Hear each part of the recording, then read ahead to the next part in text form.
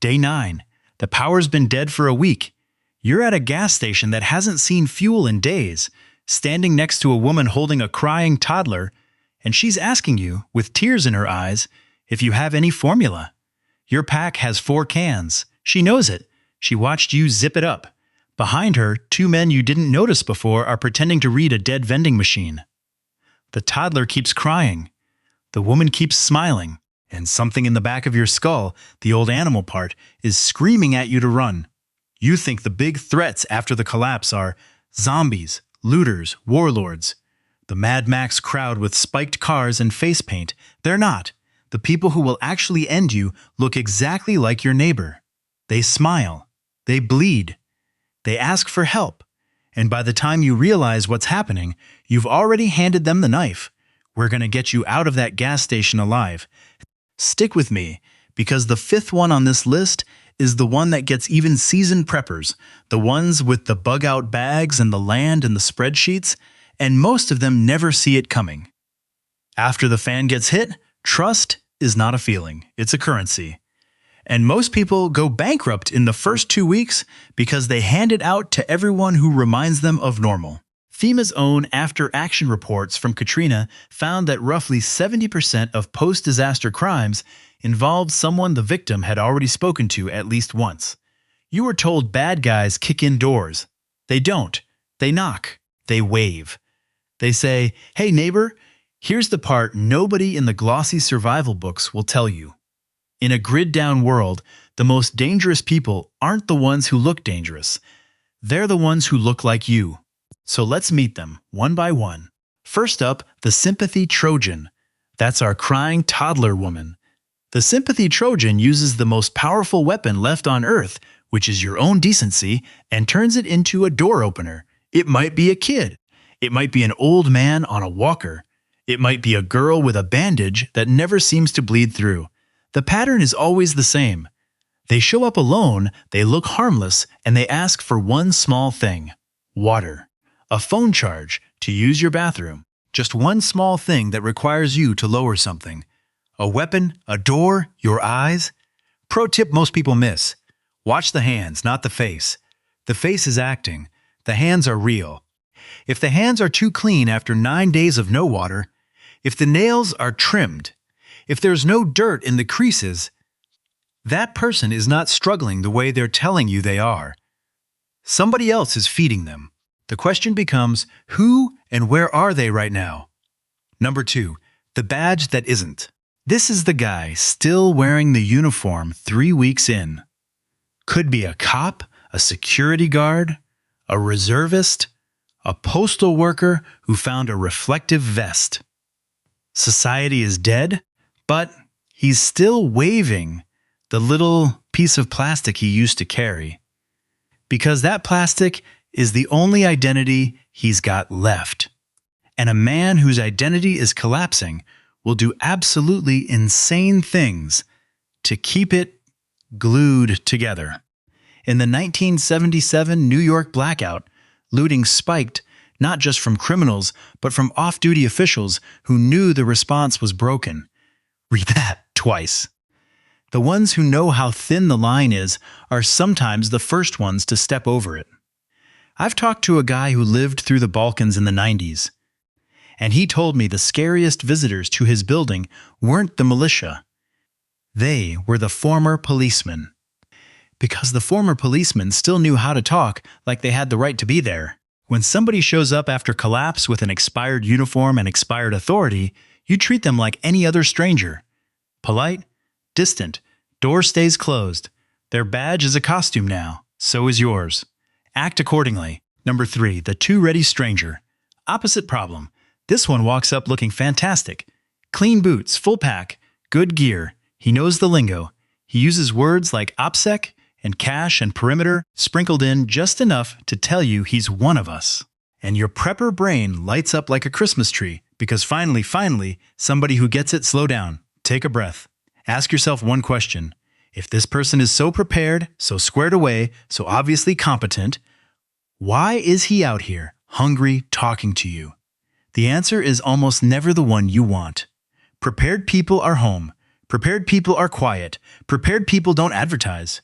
A man with perfect gear walking up to your gate isn't lost. He's shopping. Here's the thing nobody in the forum says out loud. Real survivors look like hell. They smell. They limp. Their gear is mismatched, patched, ugly because they've been using it. The guy who looks like he just stepped out of a catalog has one of two stories. He took it from someone who didn't get to keep it. Or he's the scout, and the rest of his crew is 300 yards back. Watching your reaction right now, quick breather. If you're still with me this far, that's a good sign. Your attention span is longer than 90% of the people who will be knocking on doors when this happens. Do me one favor, hit that subscribe button. Not because I need it, but because the last two types on this list are the ones that kill families, and I'd rather 100 more people see them before the lights go out than after. All right, back to work. Number 4, the silver tongue. This is the friendly one. The charmer, the guy who shows up at the block's pop-up checkpoint or the barter market or wherever humans start gathering again, and within 10 minutes he knows everybody's name. Within 20, he knows who has fuel. Within an hour, he knows whose husband isn't home and which house has the generator that runs at night. He doesn't threaten. He never threatens. He laughs. He jokes. He's helpful. He might even give you something small, because a tiny gift is the cheapest way to rent a piece of somebody's trust. But everything he says is a question wearing a costume. Oh, you guys have kids? How many? That's a nice setup. Who helped you build it? Beautiful dog. Does he sleep inside? In intelligence work, they call this elicitation. Friendly conversation, engineered to extract specific information without the target ever realizing they're being interviewed. The silver tongue is a walking census taker, for a census you really do not want to be on. Here's the rule. After collapse, information is ammunition. You don't hand out ammunition. Be polite, be boring, be vague. Your job is not to seem paranoid. Your job is to seem not worth the paperwork. Which brings us to number 5, the true believer. And this one, I need you to pay attention, because this is the one that takes down the smart preppers. The true believer is the person who, in week 3, has found the answer. Maybe it's a religion. Maybe it's a political movement. Maybe it's a charismatic man at a community center who started calling himself something with a title in it. Maybe it's just a certainty, a hard, glassy certainty, that a certain group of people caused this and a certain group of people need to pay. The true believer is not crazy. That's the trap. The true believer is often the sanest seeming person in the room. Clear-eyed, calm, fed, organized, and that's why people follow them. Because in chaos, certainty feels like food. Here's the historical pattern that should chill you to the bone. In almost every collapse of the last 100 years, from Yugoslavia to Rwanda to Argentina in 2001, the mass violence didn't come from the hungry. It came from the organized. The neighbors who'd been quietly listening to the same voice for weeks, and then one night, on cue, they went house to house with a list. The hungry steal, the organized cleanse, those are very different problems.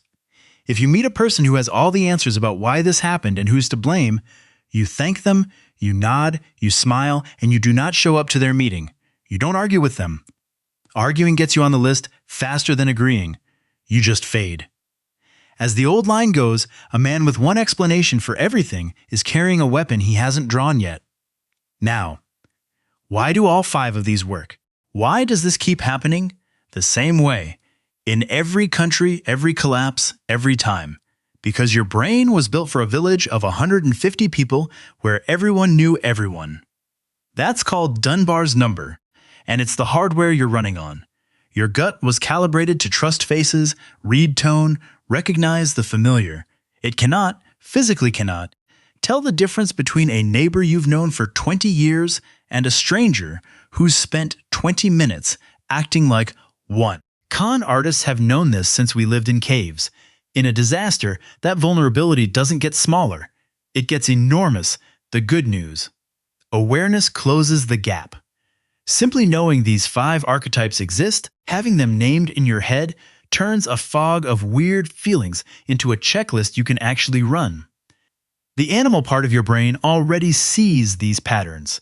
It's screaming at you in that gas station. Your job is just to stop overriding it with politeness. Tell me something in the comments. What's a moment, real life, power outage, hurricane, riot, anything, where your gut told you a person wasn't right and you listened, or worse, didn't? Write it down.